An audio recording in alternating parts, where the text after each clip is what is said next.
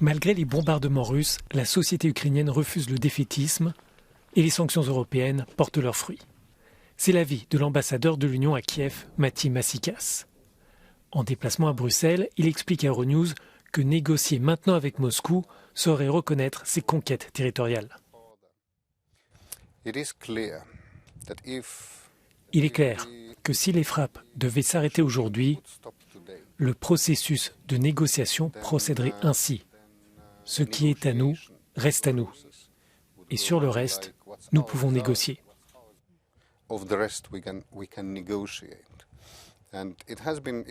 Il est clair que d'une perspective ukrainienne, ils doivent résister. Ils ont d'ailleurs un très fort soutien de l'opinion publique. Plus de 80% des Ukrainiens pensent que le pays va gagner la guerre et ils s'opposent à toute concession territoriale accordée à la Russie.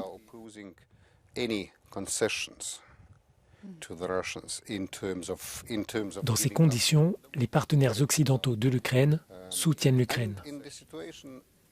L'issue de cette guerre se décidera sur le champ de bataille.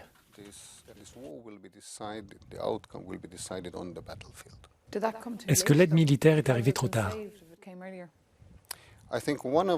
Je pense que lorsque la guerre sera terminée, l'une des grandes questions pour la communauté internationale sera de déterminer si cela aurait pu être évité si des armes avaient été envoyées plus tôt, au moins au premier signe du renforcement des troupes russes en avril de l'année dernière.